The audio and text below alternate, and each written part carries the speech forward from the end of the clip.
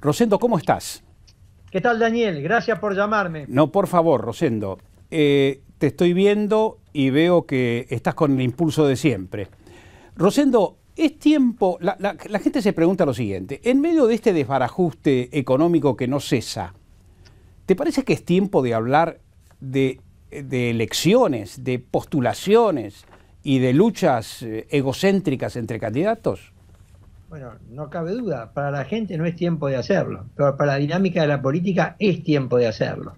Es decir, cuando hay 2 años seguidos, 4 más 4 años de gobierno y no hay reelección inmediata, bueno, los últimos 2 de los 8 años del presidente, la sucesión se instala como un tema inevitable. Pues fíjate que en Estados Unidos, que tiene 4 más 4, ¿no es cierto?, estamos entrando en el segundo mandato de Obama y ya al primer año, no al comenzar el tercero, se habla de la candidatura de Hillary Clinton en los Estados Unidos como una candidata posible, probable, y como quien si hoy se votaría ganaría las elecciones presidenciales que van a tener lugar recién, casi dentro de 3 años. Entonces, no cabe duda que no es lo que la gente quiere escuchar. Quizás no sea conveniente también que se plantee, pero la dinámica de la política, cuando estás en el final de un mandato sin reelección, casi lo hace inevitable. La economía está desgastando sin duda al gobierno. ¿Cuánto? ¿Cuál es tu medición del desgaste del gobierno? Mira, yo creo que mira, yo siempre digo, no hay mejor encuesta que una elección.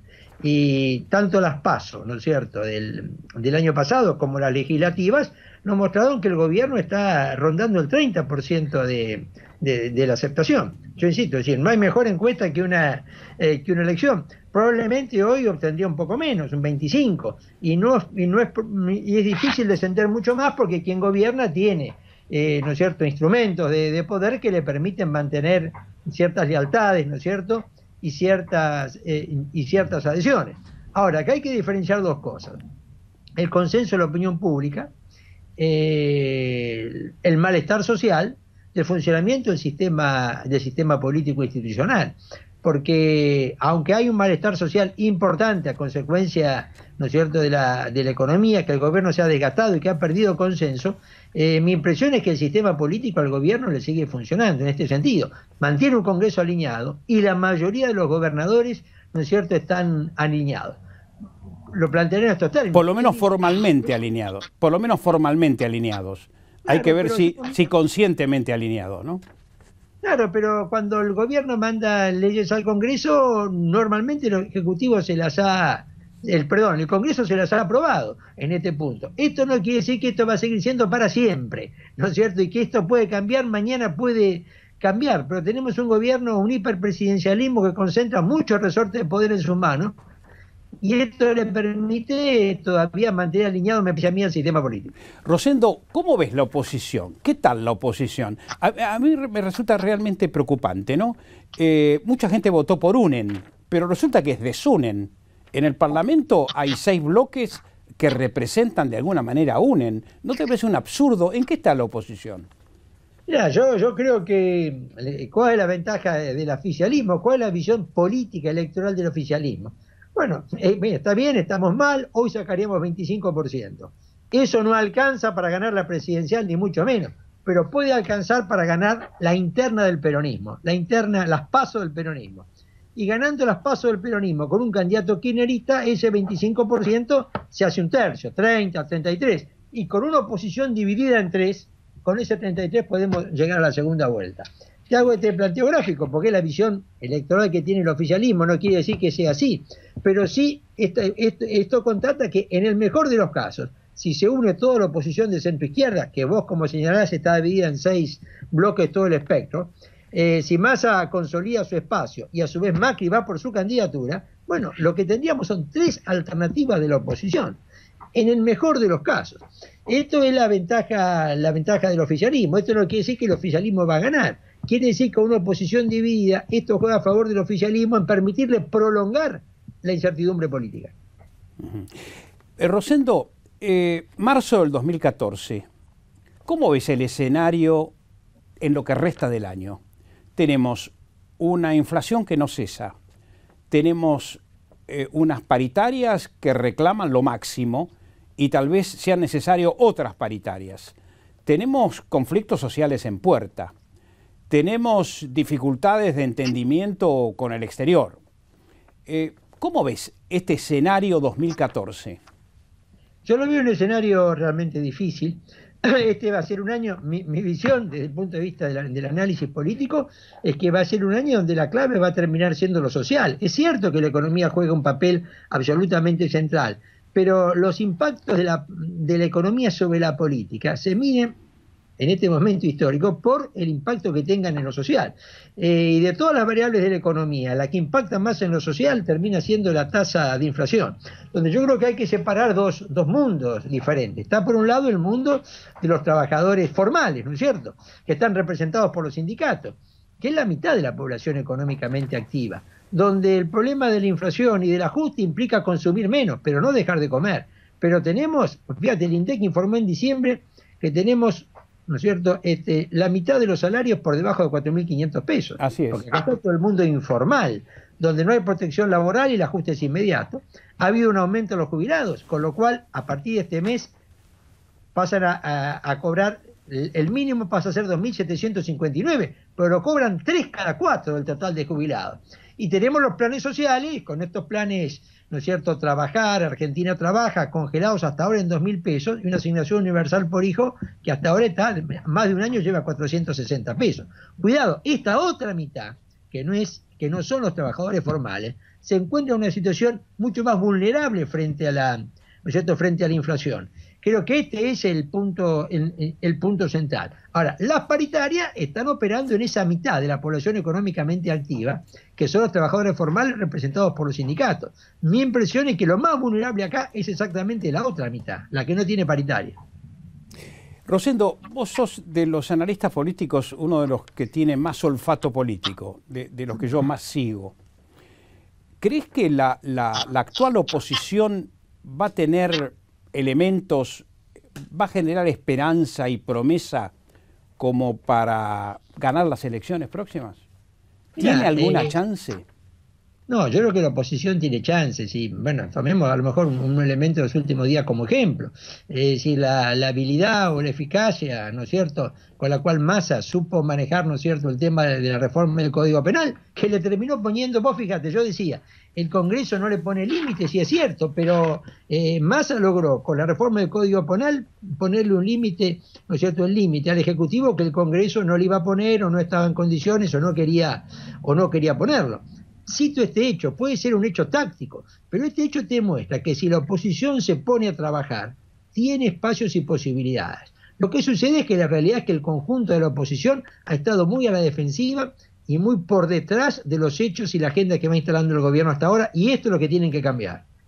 ¿Y crees que el oficialismo va a presentar algún candidato o va a forjar un escenario con candidatos tentables?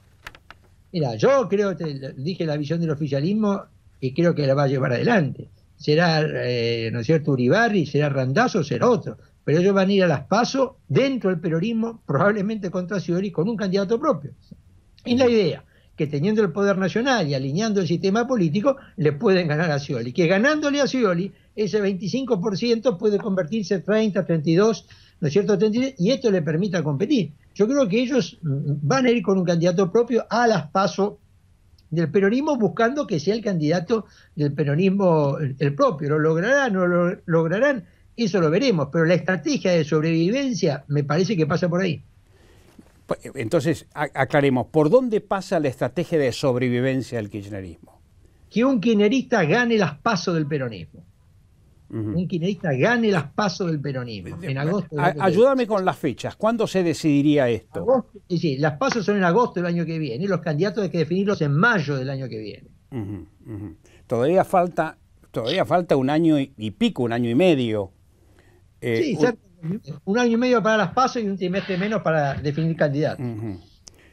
Pero es mucho tiempo frente a la realidad social. Y yo siempre digo, ¿viste?, cuando uno mira un poco para atrás, ¿no es cierto?, un año y medio antes que fue electo Alfonsín, no era el candidato probable. Un año antes que fuera electo Menem, no era el candidato probable. Y un año y medio antes que fuera Kirchner, tampoco era el candidato probable. Los tres líderes políticos más relevantes de los últimos 30 años, un año y medio antes no eran los candidatos probables. Con lo cual, ¿esto qué quiere decir? Que un año y medio es mucho tiempo y muchas cosas pueden pasar también. Fíjate vos, ¿no? Cómo la historia argentina ha estado marcada a fuego por el peronismo en los últimos 60 años, ¿no? El peronismo es el que más ha gobernado, el que más ha pesado, el que más ha dejado huellas en el poder y en la vida política, ¿no? Todavía no nos podemos sacar el pasado de encima. Pesa demasiado, ¿no? A ver, yo totalmente de acuerdo. Uno a veces me gusta hacer, viste, ¿no es cierto?, este ejercicio. Vos fíjate que el peronismo, desde el restablecimiento de la democracia, llega al poder en el año 1989, con la presidencia de Menem, en el 89. Si otro peronista gana las elecciones presidenciales del 2015 y gobierna hasta el 2019, en 30 años el peronismo habría gobernado 28 de los 30 años. Qué bárbaro, ¿no? Cuando un mismo partido gobierna 28 de 30 años, en teoría política ya se llama partido, ¿no es cierto?, hegemónico. Claro. Ya no es el partido dominante como podía ser antes el peronismo, que, ¿no es cierto?, le daba espacio también en ciertas circunstancias como fue a gobiernos radicales. Claro. Ya cuando en 30 años un partido gobierna 28 se llama partido hegemónico, con sus particularidades. Y vos fíjate que hoy, si uno toma todas las encuestas publicadas desde la legislativa, que son una docena, todas están diciendo lo mismo. Si hoy se votara, primero estaría Massa y segundo Scioli. Es decir, tendrías una segunda vuelta entre dos candidatos provenientes del peronismo. Con lo cual tenés esta paradoja, ¿viste? Yo siempre digo, cada vez hay menos peronistas, pero cada vez saca más votos. Claro, hay que ver qué es el real y auténtico peronismo y si hay un real y auténtico peronismo, porque hemos visto muchas caras respecto del peronismo, ¿no? Es decir, muchas definiciones de lo que vendría a ser el peronismo, ¿no? El kirchnerismo no tiene nada que ver con el peronismo histórico, por ejemplo. No, absolutamente, y en alguna medida, vos fijate decir, totalmente. Por eso el peronismo yo creo que es más, ya cada vez más una cultura política, más que una ideología, una doctrina, un partido. O una metodología de poder. Sí, pero una metodología de poder, ¿por qué yo le digo cultura? Porque es una forma, exactamente por eso, porque es una metodología de acceder, ejercer el poder, que tiene bastante que ver con un estilo político, ¿no es cierto?, de Perón también del pasado, pero que en alguna medida se actualiza. Vos fíjate que hoy los dos candidatos primeros de intención de voto, es que los dos son peronistas, tanto Massa como Scioli, no te encajan. Ni lo que vendría a ser un candidato peronista progresista, como es el kirchnerismo, ni tampoco el peronismo histórico. Y esto demuestra cierta capacidad del peronismo de saber, viste, a veces yo lo digo así, viste, el peronismo es como que tiene la oferta para la demanda, es decir, como percibir hacia dónde la sociedad se va orientando e ir poniendo candidatos de acuerdo a ello. Claro, porque hay una distancia sideral, ¿no? Es decir, si recordamos el menemismo, no tiene absolutamente nada que ver con el kirchnerismo, ni tiene nada que ver con los episodios anteriores del peronismo, ¿no? No en vano se habla de 4, 5, 6 peronismos, ¿no? Yo creo que sí, cada momento histórico en alguna medida, cada liderazgo es un peronismo. Es más, hasta vos has ido modificando en la última etapa también hasta la simbología y la liturgia del peronismo. Yo te diría que hasta que llegó Cristina el peronismo tenía, te habrás 3 fechas. El 1 de julio, que era la muerte, ¿no es cierto?, la muerte de Perón, el 27 de julio, la muerte de Evita, ¿no es cierto?, es decir, y el 17 de octubre el nacimiento del peronismo. Esto se relaboró. Si vos hoy tenés el 11 de marzo el triunfo de Cámpora como una de las 3 fechas, tenés la muerte de Kirchner, desde el punto de vista del kirchnerismo, el 27, ¿no es cierto?, de octubre, y mantenés ¿no es cierto?, el Evita. Pero el 1 de julio, ¿no es cierto?, ¿no es cierto?, que la muerte de Perón prácticamente, y el mismo 17 de octubre, han perdido el significado que tenían antes. Vos has sido siempre un gran conocedor de la vida de las Fuerzas Armadas. ¿Cómo estás viendo las Fuerzas Armadas ahora, ¿no? Algunos creen que es un muñeco de trapo, las Fuerzas Armadas son un muñeco de trapo. Otros dicen que el gobierno está instrumentalizando las Fuerzas Armadas con un criterio de vigilancia, de control de la sociedad. ¿Cuál es tu punto de vista? Mira, yo creo que sí, primero las Fuerzas Armadas han perdido el rol político que tuvieron en la historia, bueno o malo, pero fue así. La evidencia del rol político te lo da el mismo hecho de que Perón era un militar profesional y fue el líder político más importante de la Argentina ¿no es cierto?, del siglo XX. Bueno, yo creo que esto es pasado, creo que los golpes militares son pasados, las Fuerzas Armadas inclusive han perdido hasta ciertas capacidades básicas que deberían tener. Pero siguen siendo una de las estructuras estatales más extendidas, ¿no es cierto?, territorialmente, y con todas sus limitaciones más organizadas territorialmente. Yo creo que el gobierno ha descubierto que pueden ser de utilidad política. Y ha descubierto, yo te diría precisamente en abril del año pasado, cuando las inundaciones en La Plata. Si vos me decís dónde hay un punto de inflexión en la visión del gobierno, es abril del año pasado, las inundaciones en La Plata, cuando tenés el primer operativo de acción social de la Cámpora, con camiones del ejército y medios del ejército, y la Presidente, hablando con los medios desde la lavandería del Regimiento 7 de Infantería de La Plata.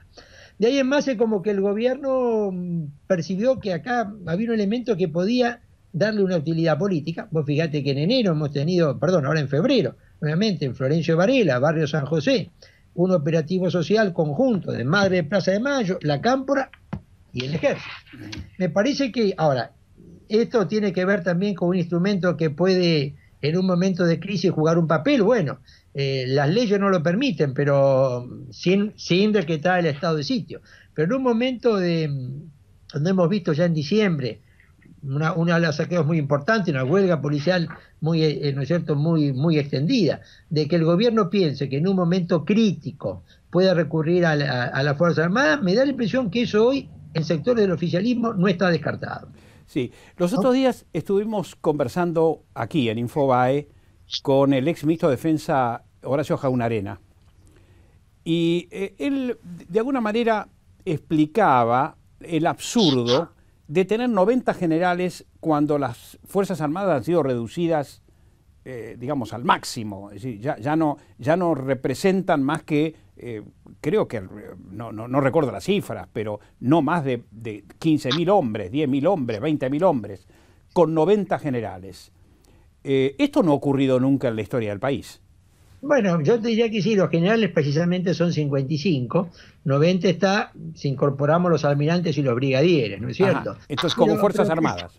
Claro, pero precisemos del número del ejército. El ejército pasó en diciembre de 33 a 55 generales, pero estás con un general cada 307 soldados. Un general cada 307 soldados, para ser preciso. No hay ejército en el mundo con esa proporción. No, exactamente, nunca lo hubo en la Argentina. Es decir, si el aumento de generales hubiera respondido a una transformación, un cambio, pero evidentemente no tuvo ninguna relación, ¿no es cierto? A lo mejor, ¿no es cierto?, yo te diría que pueden faltar generales y pueden sobrar generales y faltar soldados. Pero el punto es que esto no ha respondido a ninguna reorganización, ¿no es cierto?, ninguna idea, sino que probablemente ha respondido a la iniciativa del jefe del ejército, frente a la cual supongo que el poder político no tuvo capacidad o voluntad de análisis si esto correspondía, ¿no es cierto?, o no correspondía. Pero sí, yo coincido con el concepto ¿no es cierto?, de Jaunarena, pero quizás esto tenga que ver con una política que esté buscando generar adhesiones en los mandos superiores a través del aumento de la cantidad de oficiales superiores. Sí, o de vuelco afectivo o de buen relacionamiento con el gobierno. Bueno, yo creo que sí. De favoritismo político, digamos. Sí, exactamente. Yo creo que eso es así, y todo esto te va confirmando de que el gobierno, el gobierno ha percibido de un año para acá de que las Fuerzas Armadas le pueden prestar una utilidad política en diversos campos. Digamos que los sectores de opinión no lo ven bien a Milani. Tiene causas pendientes, tiene dificultades de entendimiento con los medios de comunicación. ¿Cómo lo ves vos a Milani, un hombre de inteligencia a cargo del ejército? Me parece que lo que vos decís es un diagnóstico correcto, ¿no es cierto? Pero yo creo que Milani ha hecho una apuesta. Ha hecho una apuesta al kirchnerismo, ¿no es cierto? Y bueno, vos lo vas y el kirchnerismo, ¿no es cierto?, lo ha defendido, lo ha sostenido, incluso pagando, en mi opinión, costos políticos por hacerlo. Y el kirchnerismo tiene un estilo también de ejercer poder, de mantener lealtades, de aglutinar voluntades, que, bueno, desde cierto punto de vista le ha funcionado. Y vos lo ves en otros casos, ¿no es cierto?, con defensa muy férrea de gente cuestionada o gente discutida. Bueno, y esto lo ha extendido también, me parece, ¿no es cierto?, a Milani. el acuerdo y logra en el Senado el acuerdo para el ascenso de Milán y a teniente general en diciembre, que no había logrado ¿no es cierto?, en agosto. Pero acá también me parece que tenemos una versión militar de un estilo político general del kirchnerismo. Uh-huh. Sí, así no quiero decir, no quiero utilizar la palabra encasillar, pero así lo diagramás al proceso actual. Y mirá, yo creo que sí, viste, la misma defensa que puede hacer a lo mejor de Vudú en un determinado momento del gobierno, de otro funcionario, la extiende, ¿no es cierto?, al ejército, que es una forma, a su vez, del punto de vista del oficialismo, que yo no la comparto, pero es una forma de mantener lealtades que algún resultado le ha dado. Uh-huh. ¿Vos creés en digamos, una suma de nuevas acciones por parte de las Fuerzas Armadas? Me refiero, ojo, ¿no? Me refiero a lo siguiente. Las Fuerzas Armadas deben participar en los desastres naturales, deben, digamos, colaborar con otras fuerzas de seguridad en el tema narcotráfico. ¿Cuál es el papel real de las Fuerzas Armadas en un momento como este en la Argentina? Bueno, mira, el tema de colaborar en desastres naturales se hizo siempre. Sí, no sí. es algo nuevo. No es algo nuevo. Lo que es nuevo es darle un sentido partidario a eso. Claro. Pero cada inundación siempre has visto los camiones del ejército, botes, carpas, hospitales de campaña. Eso se ha hecho siempre. Es más, ¿no es cierto? Ahora, lo que no se había hecho hasta abril del año pasado era darle a esto un significado partidario, como fue, viste, la cámpora en la inundación de La Plata con el ejército en abril, y ahora la cámpora de las madres con el ejército en Florencio Varela en el mes de febrero. La innovación no es el hecho, es el uso político, yo diría, del hecho. Y esto es normal y que sucede en toda parte ¿no es cierto?, del mundo. Es decir, el narcotráfico yo creo que hay que ser muy cauto y muy, ¿no es cierto?, y muy prudente. Es decir, hay países que empeñan las Fuerzas Armadas y países que no. Yo creo que la Argentina no es un país donde se justifique empeñar las Fuerzas Armadas en este momento. Lógicamente, si se trata de custodiar la frontera, ¿no es cierto?, la frontera aérea, es lógico que uses aviones de Fuerza Aérea, radares del ejército en ese punto. Pero no me parece que en la Argentina se justifique en esta etapa, ¿no es cierto?, poner las Fuerzas Armadas a trabajar sobre, ¿no es cierto?, sobre el tema del narcotráfico. Y yo te diría que las Fuerzas Armadas tienen una cantidad de funciones a cumplir, donde paradójicamente vos te encontrás con estas cuestiones. Por ejemplo, una de ellas es la soberanía en la Antártida, que es un tema muy importante de largo plazo, aunque hoy se note poco. Y casualmente ahí donde vos o uno puede encontrar que han habido falencias realmente importantes, ¿no es cierto? Es decir, un rompehielo que lleva casi 5 años, ¿no es cierto?, de reparación. En reparación, y que algunos cálculos estiman que lo que va a salir finalmente a toda la reparación podría haber servido para comprar 3 rompehielos. ¿Qué tal? Y con constantes falencias, fallas en el desarrollo de las campañas antárticas, arrendando medios a países extranjeros, en fin, ¿qué es lo que yo te diría? Ahí vos notás donde es un campo donde claramente hay una función absolutamente necesaria de las Fuerzas Armadas, y yo diría que en gran medida insustituible. Pero casualmente ahí donde, ¿no es cierto?, hemos encontrado públicamente falencias importantes. Claro. En materia presupuestaria, ¿ves que las Fuerzas Armadas están más conformes ahora, por lo menos el Ejército está más conforme con el presupuesto otorgado desde Casa de Gobierno y desde el Parlamento? Yo te digo lo siguiente, el presupuesto, nosotros tenemos un sistema presupuestario, como bien sabemos, ¿no es cierto?, que es totalmente flexible. Es decir, la emergencia económica le permite al Ejecutivo reasignar partidas sobre excesos, ¿no es cierto?, de recaudación, que a su vez se dan sobre estimaciones de gastos siempre subvaluadas, que es lo que permite, ¿no es cierto?, el gasto indiscriminado, el gasto arbitrario, por llamarlo de alguna manera. Yo te diría que hasta el momento, si uno observa la cuestión salarial, que siempre es fundamental, el 80% del gasto militar es salarios y jubilaciones y retiros. Bueno, ahí vos no has tenido ningún aumento sustancial del presupuesto. Ha tenido, sí, una adquisición de uniformes en el Ejército, pero que no es algo relevante en cuanto al monto, aunque sea algo significativo para el que lo recibe. Ha tenido, sí, una negociación para una compra de aviones, porque se vence el uso de los aviones de combate de Fuerza Aérea, que primero era en España, que ahora está asentada en Israel. Pero no has tenido, donde sí ha tenido es un aumento importante en los presupuestos de inteligencia. ¿no es cierto? Eso sí has tenido. Pero eso, ¿qué es lo que sucede? Llega a un área muy específica, ¿no es cierto?, con poco personal. Es decir, el presupuesto de defensa sigue estando en un 0,9 del PBI, que es el más bajo ¿no es cierto?, de América del Sur, y es el más bajo también, casi te diría, de la historia en este sentido. Donde sí vos tenés un aumento significativo es en las partidas para inteligencia. Sí, sí. Se ha reequipado Brasil, se está reequipando Brasil, se ha reequipado Chile de manera intensa, ¿no? Es decir, esto es un dato a tener en cuenta, ¿no? No, y nosotros debemos, yo creo en esto, mirar un poco al largo plazo, y pensar la defensa, ¿no es cierto? Yo entiendo, no es un tema urgente para la opinión pública, hay muchos otros temas, pero es un tema que hay que desarrollarlo pensando a 10, 15, ¿no es cierto?, 20 años, como hacen esos países. Uh-huh. Pero quizás yo creo que en los últimos tiempos lo que ha sucedido es que la visión política del uso de las Fuerzas Armadas está imperando. Es una innovación respecto a los últimos 30 años que no me parece que sea indicada o correcta. Rosendo, te agradecemos muchísimo tu presencia y tus análisis, que siempre son tan importantes y lúcidos. Gracias por llamarme. Muchísimas gracias, Rosendo.